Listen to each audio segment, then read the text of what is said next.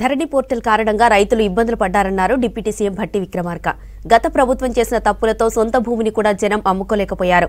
ఇచ్చిన హామీ మేరకు రెవెన్యూ వ్యవస్థను ప్రక్షాళన చేసేందుకు చర్యలు తీసుకున్నామన్నారు. ధరణి పోర్టల్ కారణంగా వచ్చిన సమస్యలను అధ్యయనం చేసేందుకు 5 సభ్యులతో ఒక కమిటీని నియమించామన్నారు భట్టి. గత ప్రభుత్వం చేసిన తప్పులతో ఎంతో మంది తమ అవసరాల కోసం సొంత భూమిని కూడా అమ్ముకోలేకపోయారు. పిల్లల పెళ్లిళ్ళకి, చదువులకి, ఇతర అవసరాలు తీర్చుకోలేక తీవ్ర ఆవేదన చెందారు. ఇదంతా లోపభూయిష్టమైన ధరణి పోర్టల్ కారణంగానే జరిగింది.